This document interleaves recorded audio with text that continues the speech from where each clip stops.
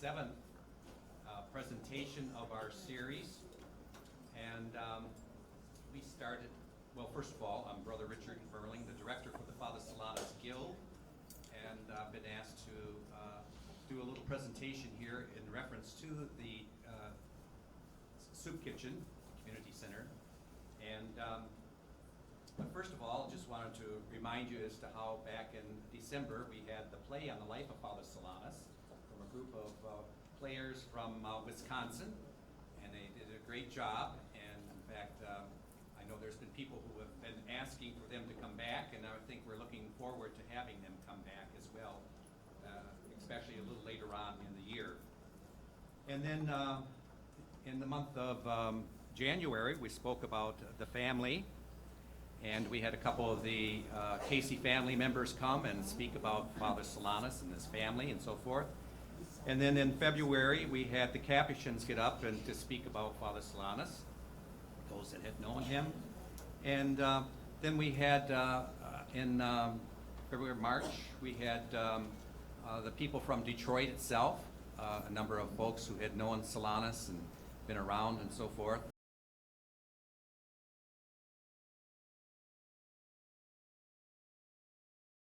We had we spoke about the Eucharist and Father Solanus' devotion there, and of course the month of May we spoke about Mary and his great devotion to Mary and how that played an important part in his spirituality. And then for this month of June we are speaking in reference to the Soup Kitchen, and we know that the Soup Kitchen has been a very well and known place here in the city of Detroit, and many people out beyond our area here will, if we're speaking with them or run into them in some way or another, they often ask something about the Soup Kitchen because they have known it to be a very special place here in the city and how we have been helping those who have been in need. And so first of all, I'd like to begin then with this whole thing on the Soup Kitchen. For years, Brother Francis Bruck and Father Solanus Casey were working in the front office of the monastery. And they had followed the Franciscan tradition of sharing food from the friar's kitchen with those who were in need. And in those particular days, I might mention, basically it would be the men who would come to the monastery office and ask for food and help. You would never find a woman because it just wasn't part of society at that time to have a woman come and ask for help. So it was always the men who ended up were expected to do that. And so they would come to the door and ask for help in some way or another. And there were a few times that Father Solanus would grab food from the kitchen refrigerator of the monastery, and he would give it away, and the cook wasn't always that happy about it when it come time for dinner. He would often kind of say, well, you know, what happened to this food, you know? And I said, oh, Father Solanus was in here, so they knew that he had taken it. And so anyways, he had a great compassion, both him and Brother Francis, and they helped along with that. So at the time of then when the actual depression happened, the situation became more prevalent in reference to people having to in need of food, asking for food to bring home to their families and so forth. So with that, there was a Father Ulrich Danner, who was part of the secular Franciscans at that time, or the Third Order, spiritual director.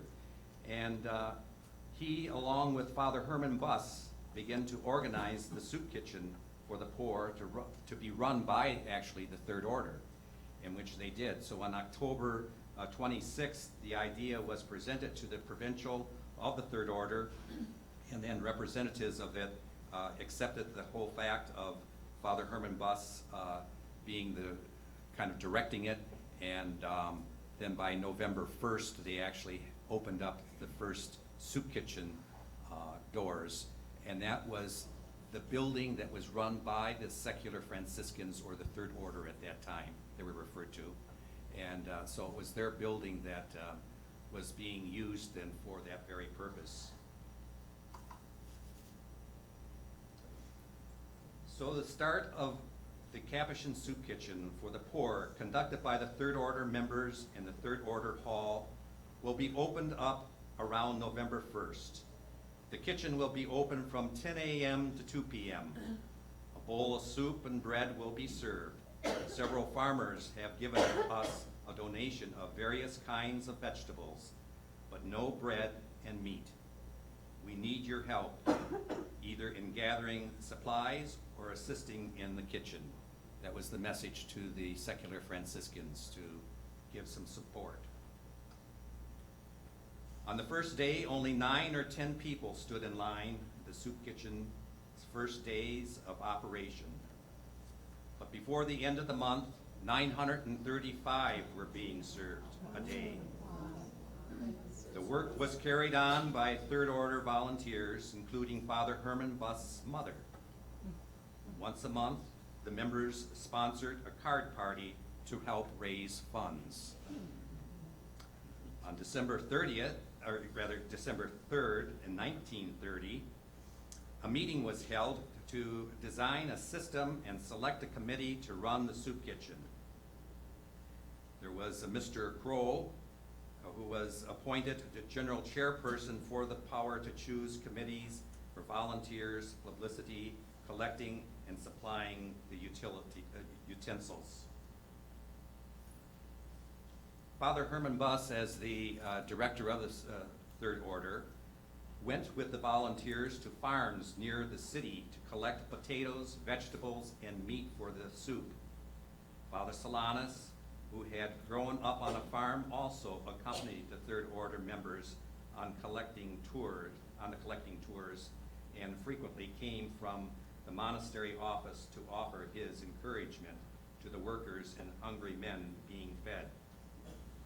I just want to mention here that I know I had heard a story from Brother Leo that Father Solanus, in one of his times out there into the countryside, went through one of these small farmer towns, and he recognized this tavern, and it had the name of the person, the proprietor, on there.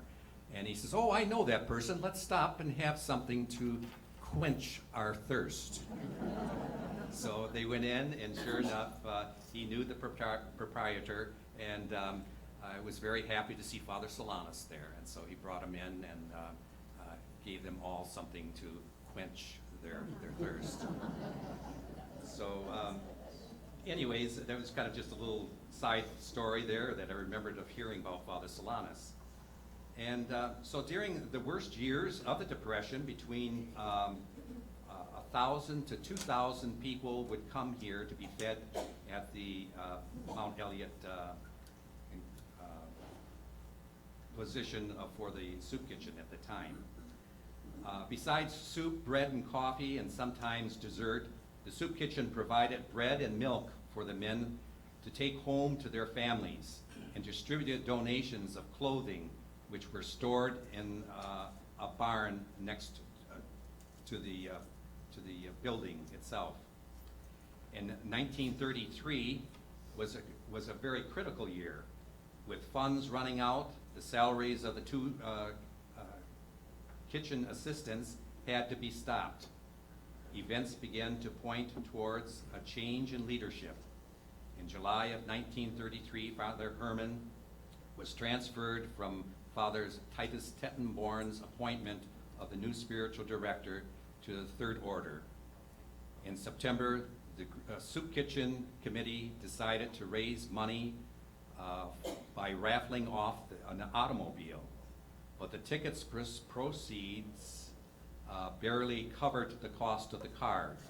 Father Titus announced that the Third Order funds should be used for helping the needy families, especially those in the Third Order itself, and that the monastery would run the soup kitchen if necessary. At the same time, differences of opinions regarding operation had arisen between the soup kitchen committee and the superior. So in early 19 34, just before Father Matthias Knack, the new guardian of the monastery, took over the directions of the soup kitchen. The Third Order donated the use of their building and continued to make monthly contributions. I hope that kind of gives you a little bit of the history, at least, of the background of the soup kitchen and how it started, and how Father Solanus was involved. And again, just to reiterate to the fact that he and the other friars who were at the front desk and receiving people were ones who were well aware of the needs of others. And so he would go back to the kitchen and try to get some food in various ways. And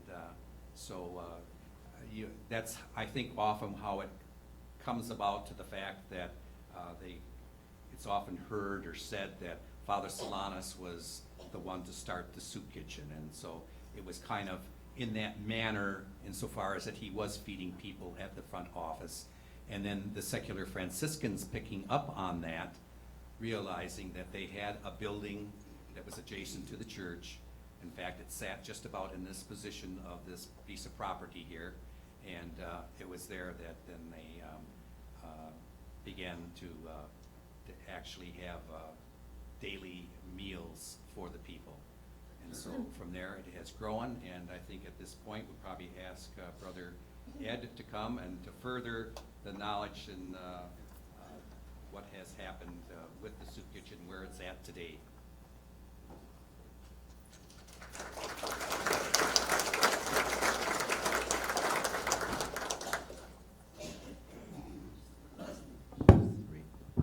We're changing to new pictures. So for the first 5 minutes you can watch the pictures and don't pay attention to me. My name is Brother Ed Conlon. I'm the chaplain over here at the Meldrum Kitchen, and I work with addiction counseling. I also do pretty much anything that's possible to do. I'm on loan from the Servants of the Word. My order is an ecumenical order, Protestant, Catholic, and Orthodox, and we work especially with young people.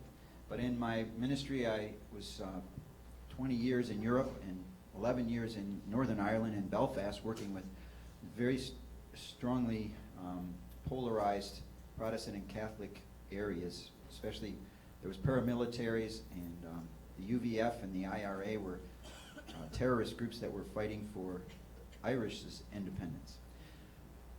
During that time, I became very involved with addiction, as I counseled a lot of alcoholics, and eventually studied addiction counseling and worked in that area.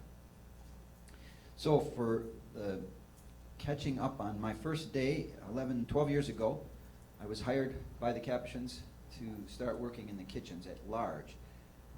And my first day was 8 below zero, and I was driving to work, and I said, I turned on my heat and it didn't come on. And I had to scrape the inside of my windshield, because every time I breathed it crystallized, and my toes were froze. I arrived at the kitchen and I'm going, thanks a lot, God, I come to serve you, and look what happens here. Timing is everything, God.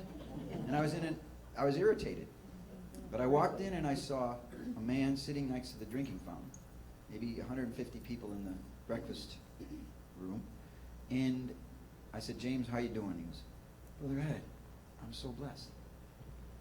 Look, I slept under the bridge last night, but I have no frostbite. And the girls' sweatpants you gave me last night, I gave them girls' pink sweatpants. That's all we had left. He said those sweatpants kept me warm, and I felt like God was actually holding on to me all night. And for that, I was so thankful, and I thank God for you. And I was standing there, and I said, James, how can you be so positive? You slept under a bridge. It was 8 below zero. And he goes, Brother Ed, plenty of things didn't happen right last night. But if I focus on those, I get down. But you know, there was good things that happened last night. I didn't get frostbite. I have those sweatpants. You're a friend. I have a cup of coffee. You know, it gets better from there. And I felt like God spoke to me. And this is how he said it. Ed, you slept in a warm bed last night. You have a job. You have a car. And you are irritated and unhappy. And James has nothing. And he's grateful and he's at peace. This is a real paradigm shift for me. And I think that's one of the gifts that Detroit has to offer, and especially the kitchens. I think that we have been given the poor, as it says in James, the poor, God has chosen to have rich faith. And the privilege of working in the kitchen is that day after day I see true contentment, true gratitude. Whenever you ask somebody, how you doing? They go, oh, Brother Ed, I'm blessed. And that's really what they say all the time. And when we have food, so many times when they're receiving the food, they'll say, thank you so much, or they'll come back to thank people, and it's a true joy. I thought when I originally came to Detroit, I was looking for this job. I got the job, and I thought, finally, I can use all this. I have a lot of spiritual pastoral ability, but I also have some, addiction counseling ability. I was a professional counselor for 8-9 years before the job. And so I kind of looked at it as, here I go, I hope I can help Detroit. And what I've realized is God sent me to Detroit because I needed help. I needed to learn about gratitude. I needed to learn humility. One of the most common experiences of the kitchen is there's real humility because people have been humiliated. And instead of turning bitter, they accept their circumstances and they start to look for each other. And that's a gift. One of the key things that happens at the kitchen, we began originally, as you saw, serving food, providing clothing. We have a distribution center that provides clothing for people. We also have a place where you can shop. That's at the top of Mount Elliott, and it's an old Kroger that's been redone, and there's a lot of dignity to it because people can come to our social workers at any of our facilities. We have a Connor kitchen, we have a Meldrum kitchen, and we have a bakery. We have a distribution center with 5 full-time caseworkers who receive people. And when people come, if they can show that they have some place they live with an ID, then we can give them up to 60 pounds of food, depending on how many children they have. And they go in and they simply shop for them. And with the dignity of a shopper and a woman who can maybe choose her food and what she wants to provide for her family, there's a lot of peace and there's a lot of reassurance. The other thing about that distribution center is it's been very cleverly developed so that people coming in, especially young mothers who are just overwhelmed with life, can talk to a social worker before they get their food. And the caseworker, social worker, will ask specific questions. How is the who do you have for a doctor? What kind of medical care are you getting? Do you have good connection with food stamps? Have you applied for this program? Does your child have a school yet? It's really important to ask and help with this set of simple things that many women are overwhelmed by. So it's a tremendous carrot to put out there to draw people in, is we have food. Through the generosity of Greater Detroit, we have food to give. And we can also connect you up. One of the beautiful things, one of the things I'm so proud of working with the Capuchins is that they have great relationships with so many social providers in Detroit. In fact, I often when I mention I'm a Capuchin, things change. It's just amazing. When I go into a situation, a social work provider, there may be some jaded social workers or people that are unhappy, but as soon as I say I'm with the Capuchins, the Capuchins have served selflessly in the city. They've fostered relationships, partnered, and in fact seeded some organizations so that they might bring greater unity and a greater holistic approach or wraparound services. I don't know if you know, the Capuchins they seeded COTS, and that's a Coalition of Transitional Services, and that's a beautiful shelter for women, but it goes far beyond just women and children, social services, care for them. we have a lot of connection here, just right in this neighborhood with the urban farming, and a lot of connection with the teams that work to provide seeds. In our urban farm, we have 3 hoop houses, and we provide community farms for people by providing them free seedlings. We grow things, 100,000 little seedlings of tomatoes or peppers or greens. And we provide a little training packet and a little shovel, and we give people a chance to start their own garden. There's a lot of space in Detroit. What's most amazing is the stories that I hear, and this is how we're trying to build community. Very common is these people will go back to their neighborhood with, their little plants. They'll plant them, and then things start to grow, and people start to come by and look, and then somebody steals the watermelon. And it's very disheartening. But the next year, there's 4 young guys that want to be part of this garden because they ate that watermelon they stole, and it was so good, and now they want to learn how to grow things, and nobody's going to steal those watermelons. So they watch out for each other. It really builds community to come together, to talk about how to grow, but also to share. What's most amazing is we have some plots for our folks who come to the kitchen, many of whom are homeless. And you can have a 6x6 plot that enables you to grow whatever you want. And it's so wonderful to see how often the people turn around and give us their fruit or their vegetables. Often it's a chance for them to give something to their family. One of the most beautiful stories is a woman we have, many of you know Stephanie. Stephanie has lost her children to the courts because of psychological issues that don't allow her to be with them.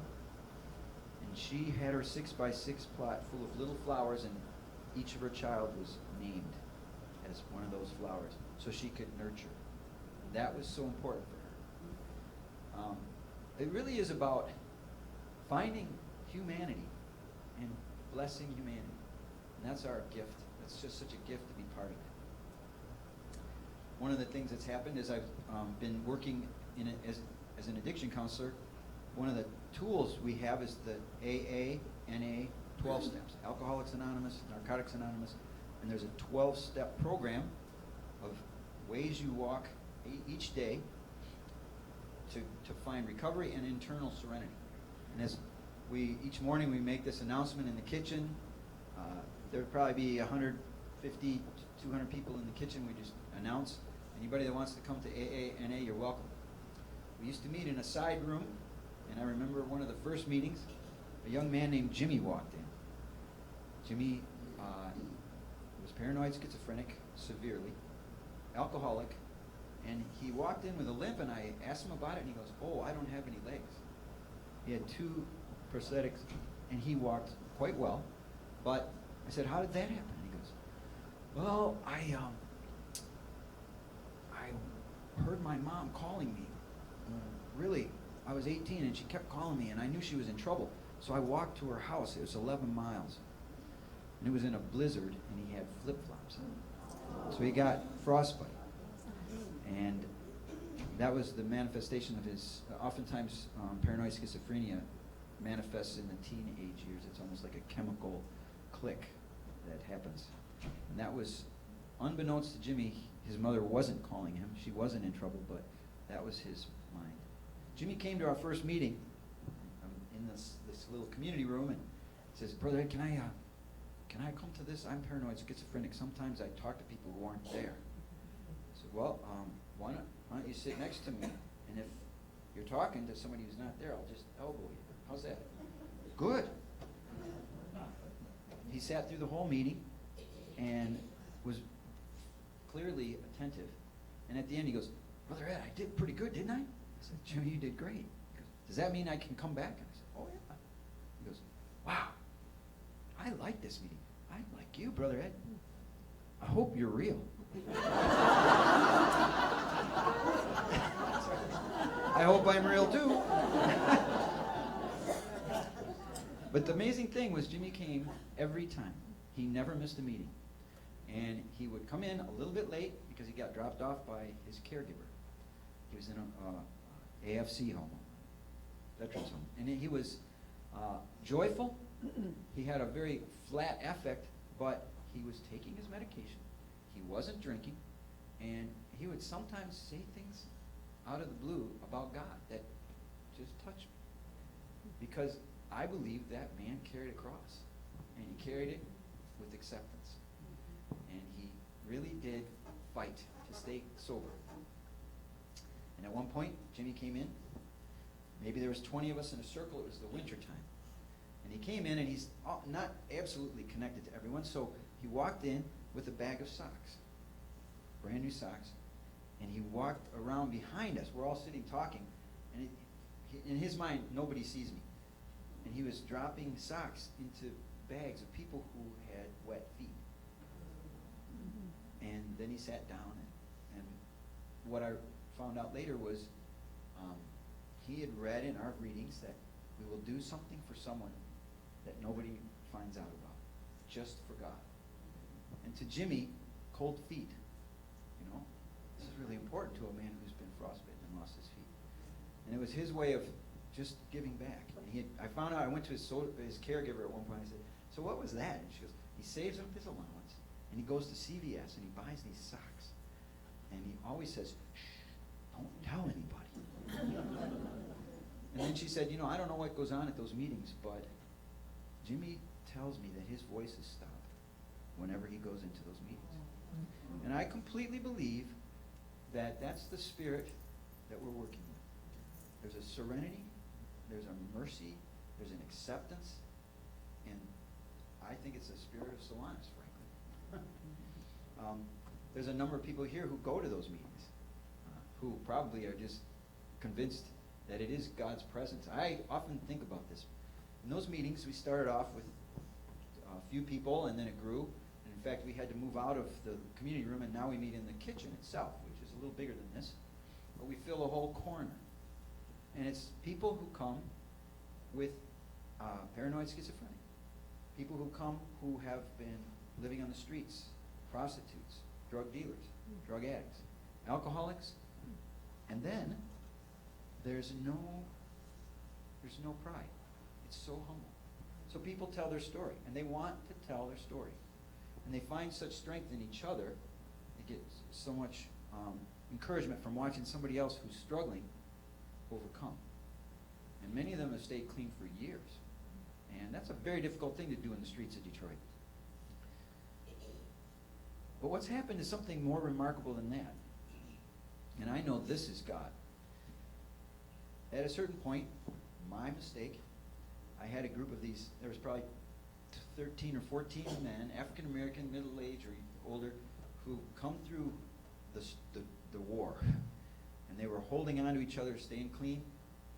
And I had arranged for some of them. I work with young people. My order, the Servants of the Lord, does a lot of work with young people. And I had 4 men coming to help me. We were going to just tear down a house so we could rebuild. And I told them the wrong time, and they showed up in this meeting. And Alcoholics Anonymous is a closed meeting, and you don't bring people who aren't alcoholic into the meeting. These guys showed up, walked right in, sat down, and our guys started telling their stories and talking to these young men and telling them, "Look, don't do what I did. I thought that was so exciting, but don't do it." And then they started asking the questions about, "So where are you from?" And it's one of those times, you probably have felt this before, I so blew this, I don't even know what to say. I just have to sit here and ask God for mercy. But it became electric. The environment became electric. As these gentlemen told the young men their stories, the young men were really listening. And then they started asking them questions about their life. And then pretty soon I had to cut the meeting because it was going on and on. And some of these guys took the number or the name of these young men and got their prayer requests. And then they came up to me and said, "John, how's John doing? I've been praying for him. Did he graduate yet?" And I realized this mistake was a divine mistake. Because these men, what I thought would be inappropriate for them to have to tell their story in front of strangers, especially young, prosperous university students from outside the city. That intuitively to me is not right. I don't want to put them on display. But what I realized was this is a chance for them, the inner city folks who've been through the war, to pass on something they've never been able to give. They have experiences. They have deep faith. They have tremendous ability to love because they have suffered. There's something connected between love and suffering that's amazing. This meeting has evolved into, we have people coming from all walks of life. Every Friday we have about 60 people, and then people from the kitchen who don't want to be at the meeting but slide over to eat breakfast and listen, slowly end up inside the circle. And that's been a tremendous gift to watch what is truly the kingdom of God. We have lawyers come. We have professionals in the Detroit business community coming. We have probably the most renowned addiction counselor in the country coming. They come because there's so much faith. We have young, we have old. We have Protestant, we have Catholic. We have black and white. We have crazy and less crazy. This is really God, and it's such a family experience. I'm going to ask Sister Hope. What appropriate name. Hope is one of the women who's been coming to these meetings for years, who tells her story, and has never failed to touch people. Though she suffered, you'll see what this has brought. So come on up, Hope, and I'd like to have a warm welcome for her.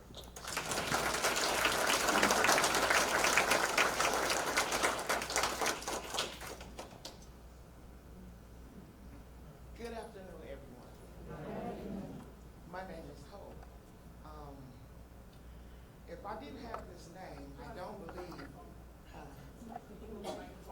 Okay, they better. If I didn't have the name Hope, I don't believe that I would still be alive. In 2001, I was a full-blown crackhead. I had 10 children, 7 boys and 3 girls, and I gave them up in my addiction.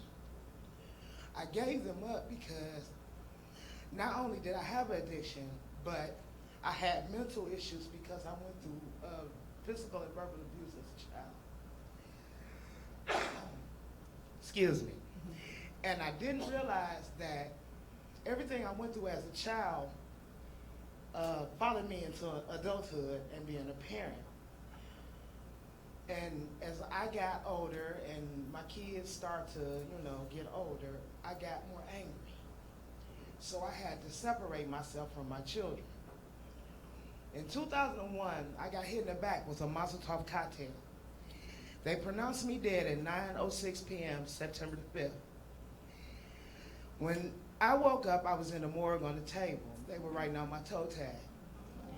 They found a pulse and they stabilized me. They put me in ICU at Santa Grace. When I was well enough to travel, they transferred me to Receiver Hospital to the burn unit. I stayed in a coma for 2.5 months. They told my family and friends that if I lived, I'd be a vegetable on life support the rest of my life. Praise God, because I am not. I began to clean my life up after that. I mean, looking in the mirror, I was not myself. But somehow, through God's grace, I accepted what was left of me, and I began to build my life over. I did good for a while, for the first 4 years.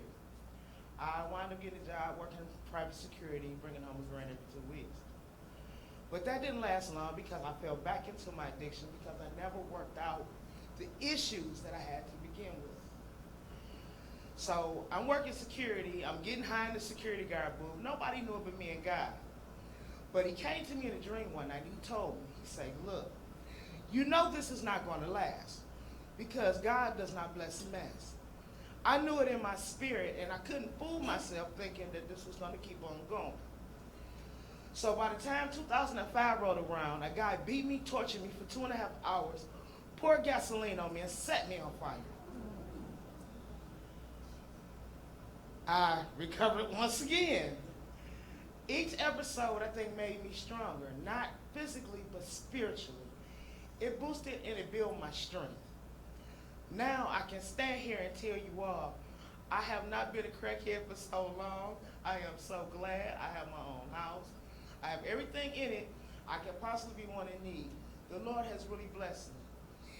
He took the taste of crack out my mouth because I never went to a 12-step program or an AA meeting. I didn't find Brother Ed until after I had shook the addiction with God's grace. Now, I turned 50 March the 18th. I'm reunited with my oldest son, my oldest daughter. I have 6 granddaughters and 1 grandson, and I pretty much spend every weekend with them. My daughter understands my choice. She respects me for it, and she loves me for it.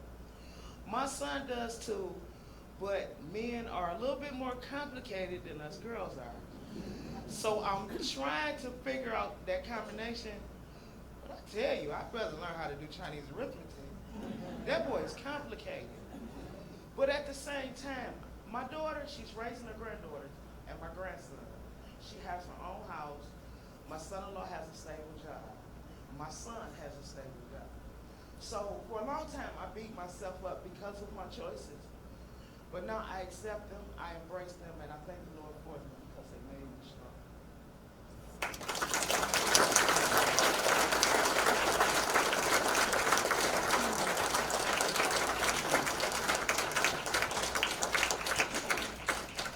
Hope has spoken to over 1,000 young people who've come to our meetings over the years. She tells her story, and then she loves them. She just goes up and loves them. You see that smile. But I believe that God brought you through that because He wanted to bless so many people through you, and that your life is a blessing to people now, no longer a curse. Yeah. And I know Hope really loves her children, that she's regularly praying, and also she's living a life that calls on God and that honors God. And that's a beautiful thing that comes out of suffering. What a name, Hope, huh? A couple other things that are going on in the kitchen. So as we worked with many of these people who struggled so hard, one of the issues is, it's a racial thing. Many of our people have been stopped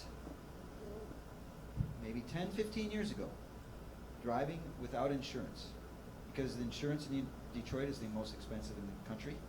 And many of our teachers, our security guards, women who do home care can barely afford a car, much less the most expensive insurance in the country. So they get stopped without insurance, and then the police put them on the record and follow them. And we had one woman who came to us with 15 tickets she got in 1 month from a police officer who followed her every day and kept giving her more tickets. That many tickets creates a fine that you can't pay. And then when you can't pay that fine, it creates you get fined again. So people come into our kitchen who have given up.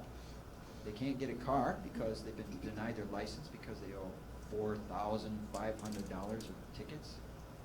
And they can't hold a job, so they stay off the radar screen. Many of our people don't even go to the hospital if they get assaulted on the streets because they know they'll get put in jail. This is a time to ask that question. Why is this? I've been driving with our bakers, so I work with On the Rise Bakery with Brother Ray, and I've been driving up to the suburbs with our baked goods in a car. We have a car in front, and I'm driving, and there's 3 African Americans in the car with me.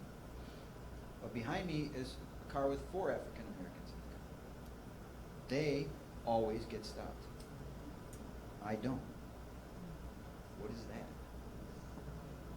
Our bakers have gotten tickets for having an air freshener on the rearview mirror. Our bakers have been stopped so often in just their experience of life that it's worth asking. And I understand the police have to do racial profiling, but think about this. What they told me, and I certainly believe this, is it's hard to live in a country where you don't feel you're really supposed to be there. And that's really an experience, a real experience that most of us who don't have any racial issues, we're not prejudiced. It's just that we don't understand that this has gone on.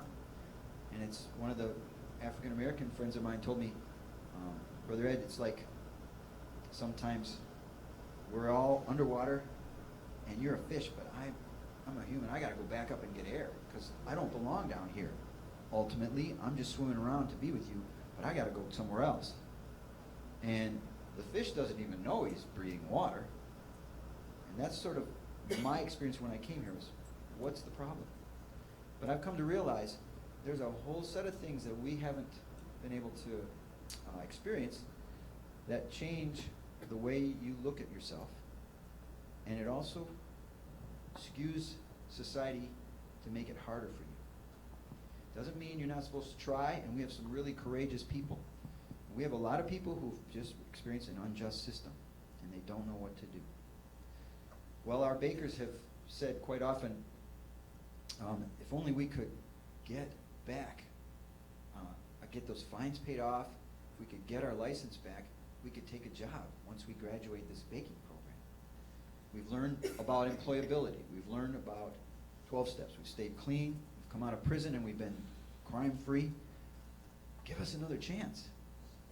But they can't get a job because they can't get a car because they can't pay their fines. Or they've got a felony from 30 years ago which has not been erased, and they are not able to work. One of the beautiful things about the Capuchins is the choice to serve the people by not just giving food, but to address systems of injustice and to stand and ask, why are people poor? Why are certain people struggling so hard just to be even? Brother Jerry Smith told us a story at Christmas 2 years ago. A man came to him and said, Brother Jerry, I really need a toothbrush and toothpaste and a razor. I'm going to go visit my family. They're going to have me for Christmas. Brother Jerry gave him a little hygiene kit. And the man was so grateful, he started hugging him, and he actually cried. He said, Merry Christmas, Brother Jerry. You guys are so good to me. Brother Jerry stepped back and he says, why is it that a 54-year-old man has to cry in gratitude for toothpaste and a razor? Something's not right. We can't fix it in one day, but before God, it's right for us to address it, to say, what is going on here? And we try to do that in the kitchens. We're very blessed. Mary Baumgartner is a lawyer who's been working with us for years now, who started out as a volunteer to help us address these issues with legal fines and to get people their licenses back. This whole thing has spawned a huge movement of, I think it's just pure mercy that God has put in the hearts of some judges, lawyers, prosecuting attorneys, bailiffs, and effectively we've got a mini court system that says if you don't have any money but you can pay in goodwill, you can come and help at the Capuchin Soup Kitchen. If we can be sure that you're not using drugs, that you're crime-free, and that you're volunteering somewhere to help, we'll exonerate you after 3 to 5 months. It's called Street Outreach Court, Detroit. And at the end, we'll have some questions and answers, but I'd love to have Mary explain a little bit more about what that beautiful work is. It's some of the best social work I've ever seen. It's there's a pure carrot. It's really an opportunity for people who really want to try but can't get any traction to prove their goodwill. And then the judge comes in and sets up court right in the kitchen. And every month, starting next month, we have probably 20 people a month, no, actually 40 people a month starting up in June, if all goes well. We've done this for 3 years, and we brought over 300 people through. But we ended up, it was canceled because a new judge came in who doesn't really want to see this. So let me just hand it to Mary for a minute. Thanks, Brother Ed. Well, let me just say that I did come in as a volunteer. Brother Ed took me in, and because the program was growing and he has so many other responsibilities, so I worked with Brother Ed and got trained in this program, and I feel so fortunate that I was able to do that. I was sort of retired and looking for something to do. And then I got hired about 8 months later to really take over Brother Ed's role in that program. And it's been a real pleasure working with Brother Ed. And he has explained to you the reason why why the program is necessary. You know, can you imagine, I mean, so many people in the Detroit area and other cities lose their driver's licenses because they can't afford to pay their tickets. And then the court adds on more fines and fees, and it just becomes a downward spiral. And we've seen many instances where because someone doesn't have a driver's license, they lose their job or they can't get their job, and they even then lose their house, and it creates great instability in the community. So this program, as Brother Ed said, has been in existence here in Detroit for about 3 years. A wonderful lawyer named Jayesh Patel started the program based on a couple of other models, one in California and one in Washtenaw County. So what it does, the people have to earn their relief. The program is they qualify if they are unstable in their housing, either homeless or don't have their own place, don't have either subsidized housing or a lease or own their own home, which is, you know, very prevalent in Detroit. So, and then their driver's license has to be suspended, of course, and they have to have tickets. It's a partnership with the 36th district only, and that's Detroit. Many of them have tickets elsewhere, out in other district courts, but it's only a partnership with the 36th district court. So if the client qualifies for the program, and we require them to prove that they're gonna make this priority, and we ask them to show us that first during an entry period, where they come to at least a minimum of 8 weeks of Brother Ed's open 12-step spiritual guide to living class. Some people call it a class, but his program. And so I follow them there and explain the program to them and keep track and make sure that they've done that. And we sort of get to know them during that time. And then many of them drop out because they, you know, life happens. They can't, they maybe aren't stable enough in their lives to be that consistent. And that's one of the things we want to find out, because we can really only put people into the program who can follow through and do what's required. But once they qualify after their entry period, then I do an interview, which is set by the lawyers who run the program. And through the answers to those questions, we find out what action steps are going to be required by the court for the individual to earn that relief. So it could be things that they are tailored to help the person get stable in their housing and get a stream of income, legal income. So whether that's the income, getting a job or job training, if they didn't graduate from high school, they have to get a GED. So either working toward a job or getting a job by going to Michigan Works or other places, proving to the court that they are looking for a job, and hopefully then get a job. And you know, the vast majority of the people that we work with, I mean, even they all do once they have their case filed, to qualify to get their case filed, they really want to work. But they're really limited, again, by the inability to drive to get there. And many employers we're finding now will not even hire you or interview, accept your application if you don't have a driver's license. So it's a real dilemma. So those two things, getting stable in their housing, that could mean applying for subsidized housing, or it can mean getting a lease, or it could mean just stabilizing your housing by signing a contract with your parent or your grandparent or your friend that gives you a legal right to be there. We want them to have legal rights. They can't just be thrown out onto the street. So if they do that, among many other things, there are many other things, they have to, well, first of all, the court will not, we don't accept anyone with drunk driving charges. Those people do not get those tickets dismissed, okay? If they have child support issues, where they have, there might be a warrant out for them, all those have to be cleared up in order for them to get the relief.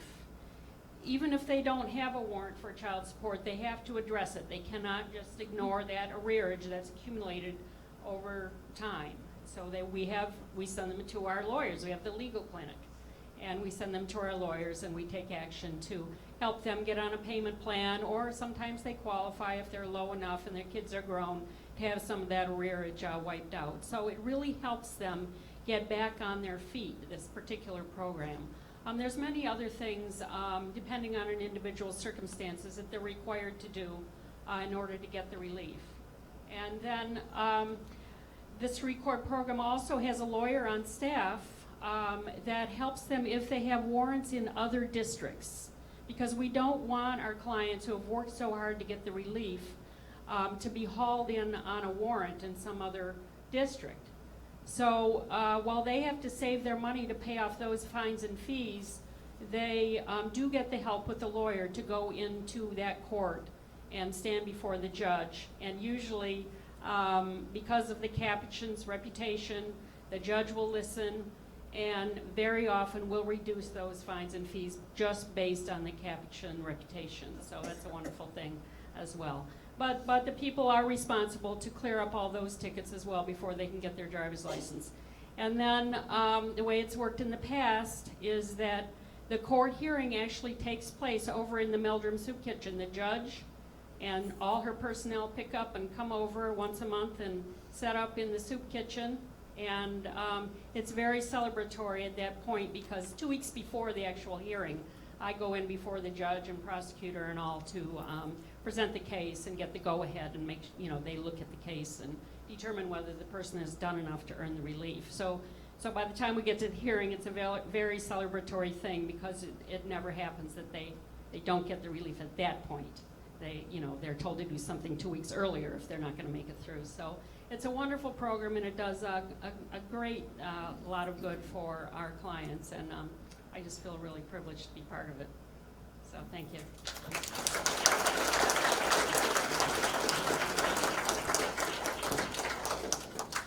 Because of Mary's presence and the success of this court, many lawyers from all over the city of Detroit have come to volunteer free time.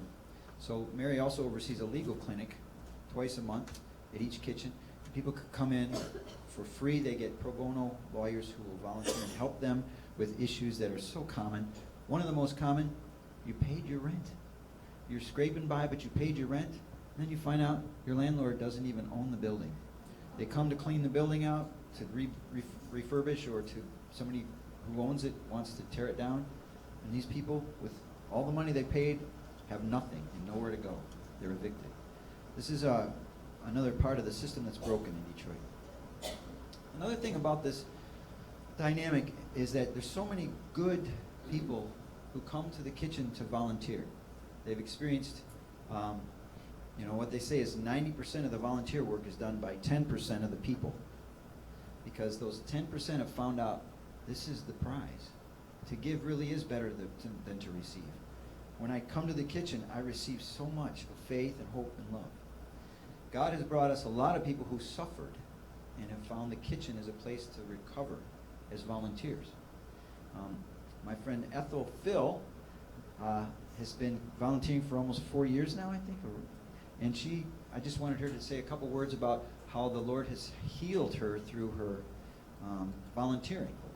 Because this isn't just about the poor.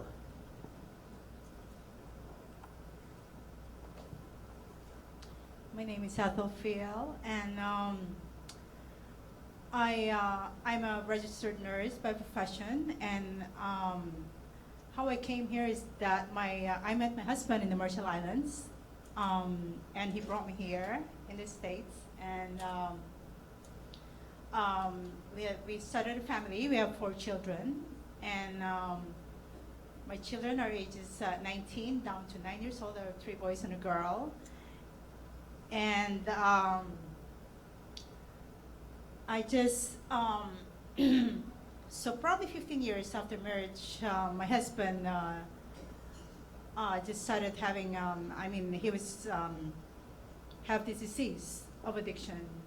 And so I was struggling. It was, there was so much, dysfunction in the family. And my friend said, well, you have to meet, Brother Ed. Brother Ed is a counselor. And so I finally, met with him. And so he started counseling me. And he said after, he had counseled me, he said, why don't you come to Detroit? I serve, in Detroit. I serve in a, soup kitchen, and just come. And I said, what's in Detroit? Why should I drive there in Detroit? And he said, just come and see. And so, and before that he said, well, there's a 6:45 mass at the monastery, and just come and see. And I said, okay, and I did. I came for the 6:45 mass, and I knew Father Solanus, before that, but I didn't really have that devotion, to him, and I started learning his life. And so after going to mass, he invited me to the meeting, the AA meeting, the 12-step meeting that he was talking about. And the first thing I stepped in the kitchen, there is this client named Jonathan. And so I was so much in pain. There was so much in pain. I felt, like there's no hope because of this, addiction that my husband was suffering. And Jonathan came in, and he knew that I was probably, crying. And he came and he said, come, sister, come. And he gave me this big hug. And he said, you're loved here. You're loved. And so I didn't felt loved by my husband because of his, I knew that he was so sick.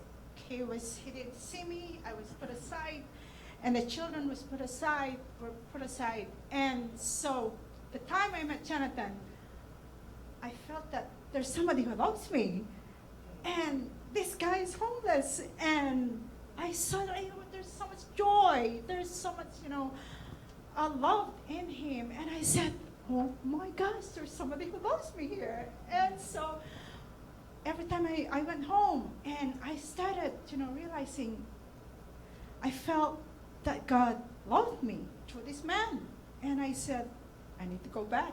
There's a place where somebody loves me, truly loved me. And so I kept coming back. In one of those days, it was winter, and I felt that zeal to come. And I come early. I leave like 5 o'clock in the morning, and I even start, coming early, and I stood up in there, right by the door, the monastery, and it's locked. And I said, oh, Father Solanus, I've heard you open doors for people. Could you please, I'm freezing. I can open the door.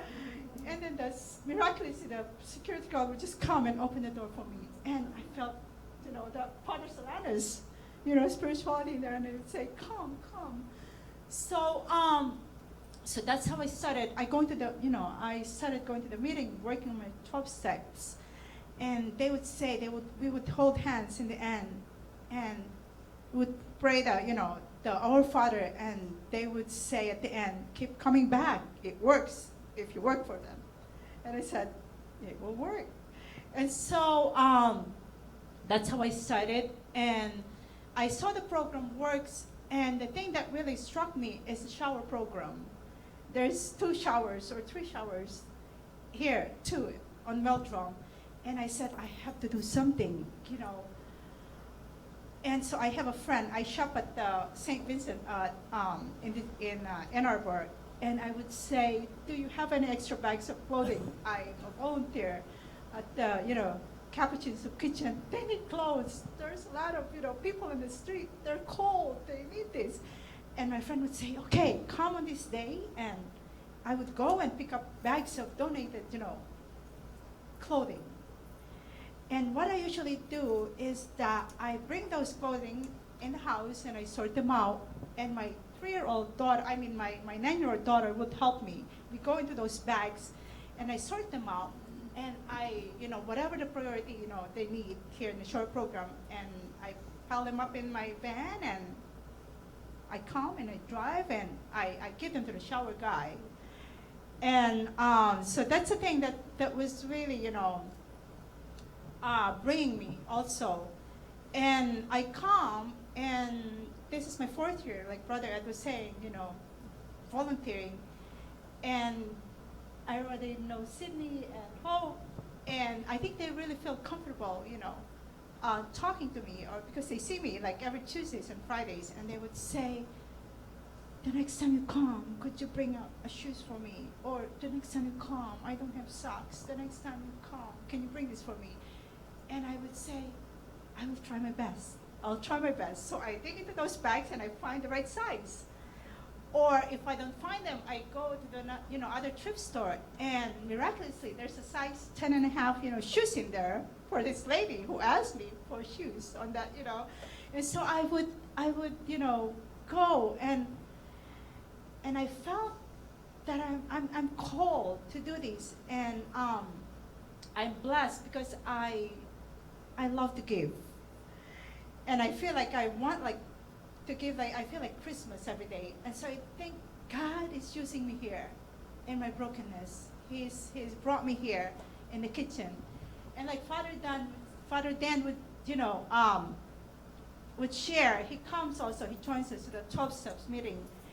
And he would set this, example that he said, there is this, fresh newly baked bread.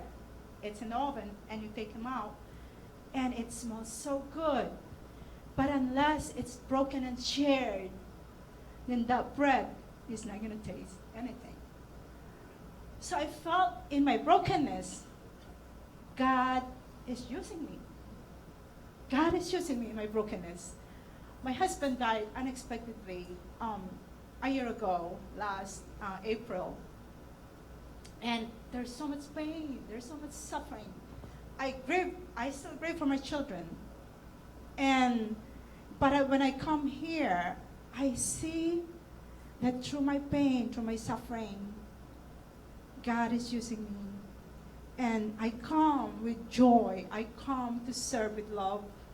And Brother Ed would always say, and I still struggle, there's so much, struggle that I have to work on myself. And Brother Ed would say, sister, let's pray this, prayer. Are you ready to pray? And I say, yes, I'm ready. And he would say, Lord, grant me the serenity to accept the things I cannot change, the courage to change the things I can, and the wisdom to know the difference. And he would say, just for today, sister, just for today.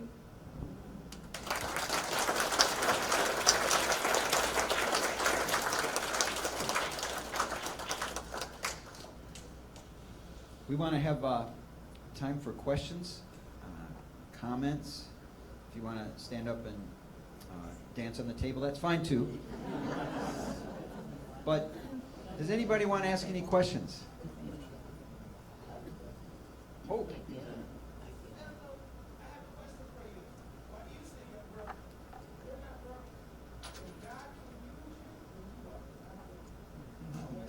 That's right.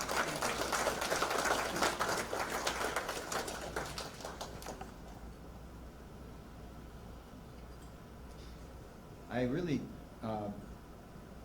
really appreciate what Brother Dan says about the bread. I think it's a very powerful image that everyone can relate to. Do you mind just saying, Brother Dan, why you come to those meetings? Put you on the spot.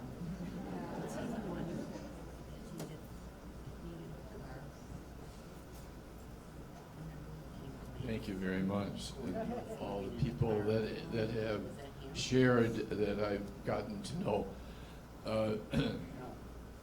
I'm Father Dan Crosby, a Capuchin, and I am not a recovering alcoholic.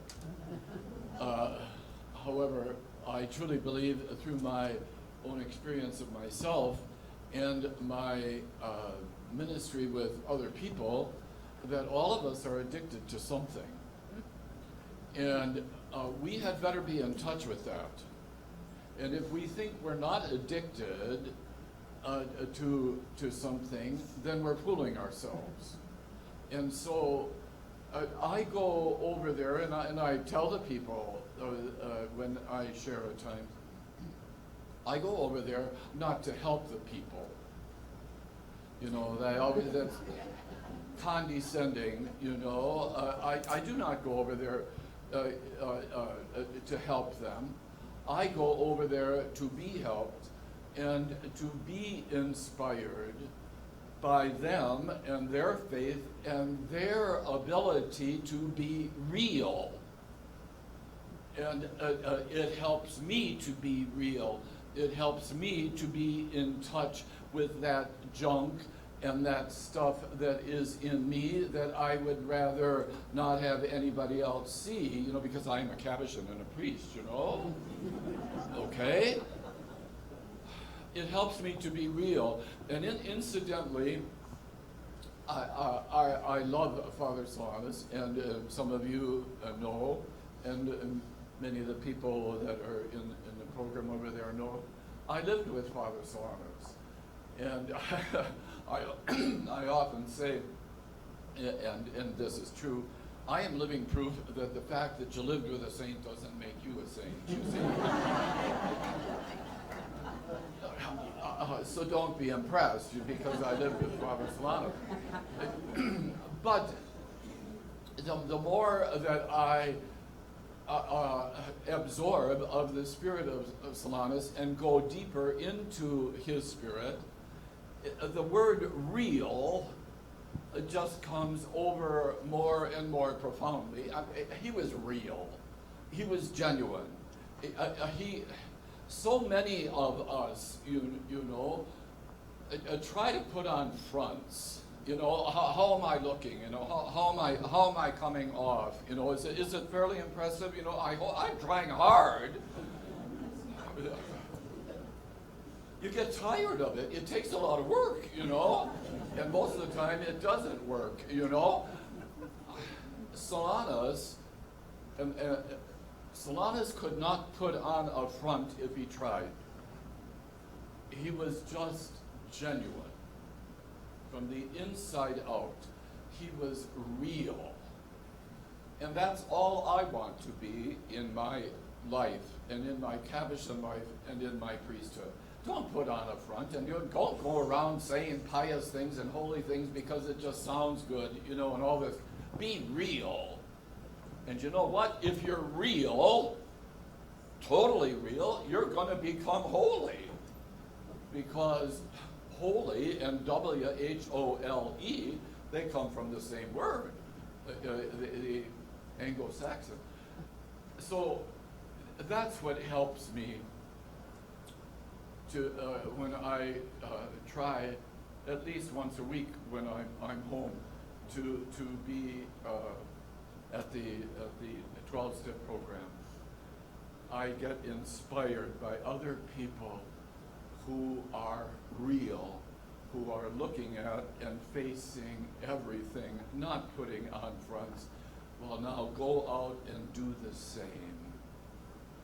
And you might become as real and as holy as they are and as Solanus was. Thank you.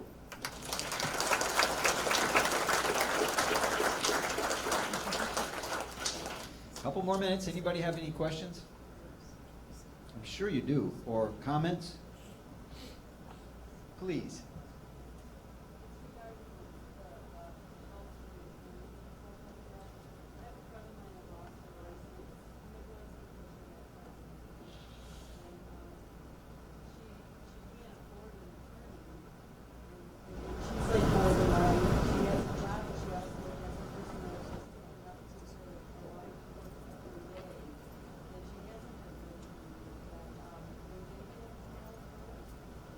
So the question is, she has a friend who's been caught drunk driving and who's been following, she's been staying off of alcohol, but she's not able to drive, and is there any way that these lawyers could help out? Some of it depends on what, she's been off 6 years. Okay, right. Well, some of it depends on where she lives if she lives in the 36th District Court precinct, we have the ability to help people there.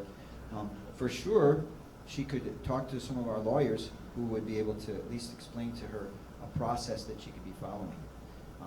They might not be able to take up her case, but they could certainly give her free pro bono advice and direction. So, thanks for asking. Do you want to say when that is, that she could come? Yeah, I could talk to you but for sure, on the second Thursday of the month, right across the street at the Meldrum Kitchen, from 8:45 to 11:45, and just ask for Mary. In the morning. June 8th. And then the fourth Thursday of the month, over at the Connor Kitchen, 4390 Connor, same times, 8:45 in the morning till 11:45 a.m. But these, just be clear, the legal clinic serves low-income people. I know you said she might qualify, Nancy, but everyone here may have, a relative or a friend that needs legal help, but we can't serve everybody unless they're low-income. Correct. Thanks. Back over to Father David.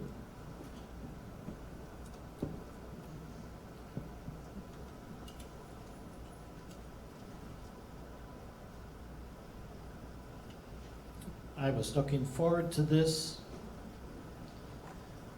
You didn't disappoint. Thank you. Thank you and your supporters.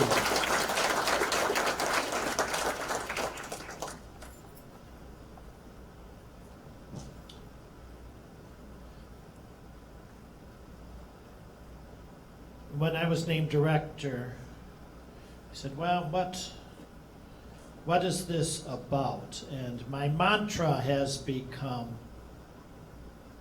we're called to do what Solanus Casey did.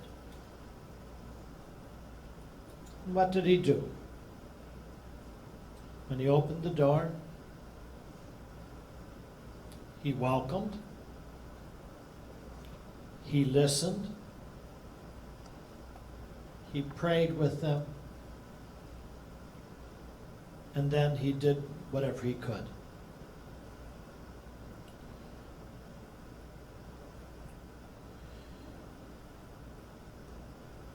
It is often easier to deal with the physical diseases than the social problems, the psychological problems. But it really calls us to go inside of ourselves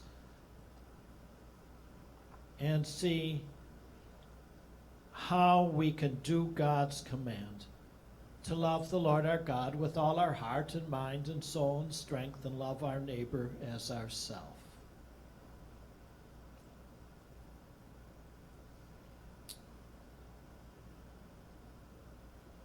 It's hard, isn't it?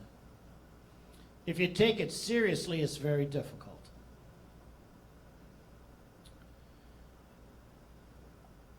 And Solanus worked very hard, well into his old age. But I'm sure he was sustained by a deep satisfaction to know that the Lord was using him. And if this Solanus Center is to be about anything, it's about us learning the lessons that he taught, for us to learn the lessons that he taught.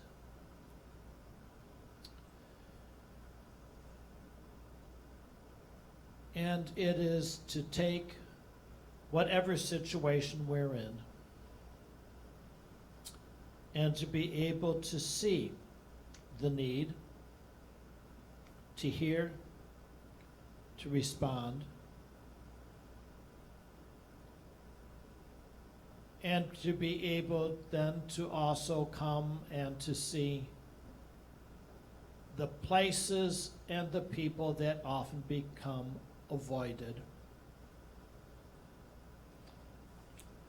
And for us to come to the point where we say, Lord, what do you want me to do? And if you want me to do something that's beyond my strength, then you have to provide the strength to me.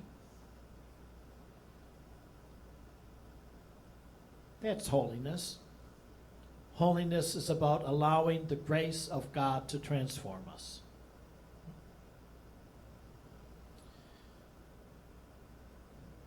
Anything else is cheap piety.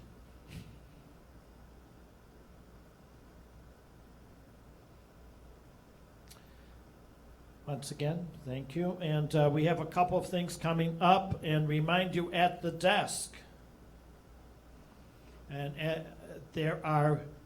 we have in this very room on Saturday, June 24th, we have a 4 o'clock Mass in the chapel that Saturday, followed by a spaghetti dinner. It's a fundraiser for the center here. It's $40 tickets. Tickets are available at the desk. And they're also, at that time we'll do a raffle, and there's $10 raffle tickets also available at the desk.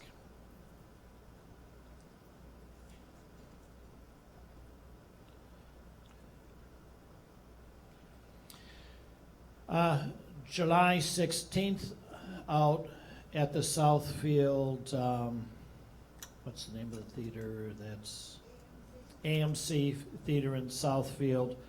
There is a showing, there'll be a showing of, the premiere showing of Extraordinary, which is a children's related movie on Father Solanus. It's cute. It's really cute. This was done very well. Somebody came in and did a very, very, very nice thing. And it's all the actors are local children and their experiences, and they're learning about Father Solanus. At the same theater on the 11th of July, and there's a poster up, my classmate, Father Wally Kasabuski, who I think is the modern day equivalent of Father Gabriel Richard, who, he founded the University of Michigan. He had the first newspaper in the state. He was a legislator. He was, that's Wally. He came into the jungle. He built the roads. He created the water system. He created a high school. He just built stuff for the people, and wonderful thing. And there's a movie on him. On the board here, there's details on that. That's on the 11th, Sunday the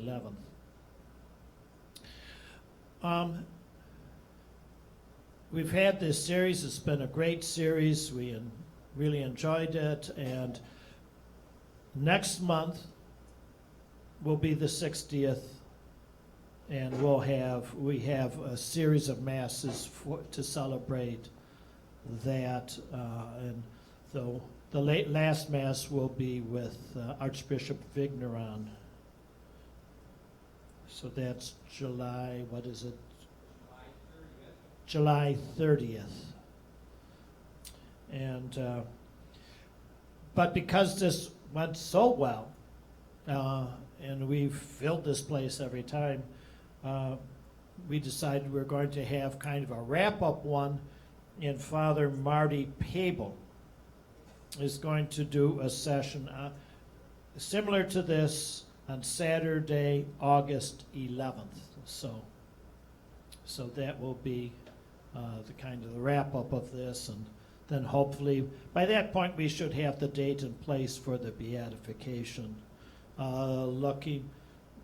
Most likely looking at mid-November, but we'll let you know when we have a definite date on that. And it looks like we'll have it in a big venue so everybody can come. Anything else, Brother Richard?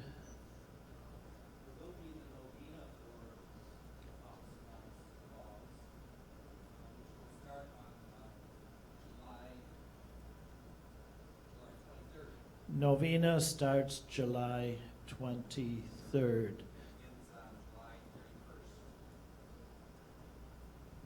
So we will have the novena for Father Solanus' cause for the advancement, and that will begin on July 23rd and end on July 31st. That is at noontime. Yes, we have a mass at noon, and then the regular prayers that we have for that, which is the litany to the Blessed Mother, being that he had great devotion to the Blessed Mother, and then as well the beatification prayer, which at that point we will be using it for the canonization prayer. So if you can join us, please do so. Let us stand. Maybe everybody knows about the benefit that's for the soup kitchen next week. Isn't that next week, Saturday, at the stadium? Oh, the AHI. AHI, that's next Saturday, Comerica Park from, what is it? It's an evening, it's from like 6 to 10, I think, something like that.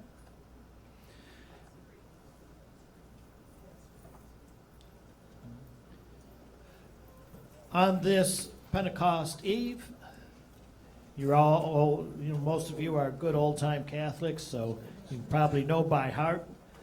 Come, Holy Ghost, Creator blessed, and in our hearts take up thy rest. Come with thy grace and heavenly aid to fill the hearts which thou hast made, to fill the hearts which thou hast made.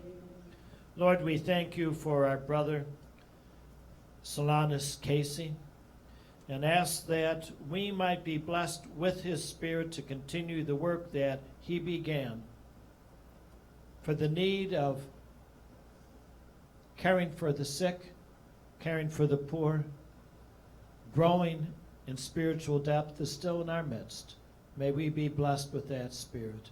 And may the blessing of Almighty God be upon us all, Father, Son, and Holy Spirit. Amen. Have a good afternoon.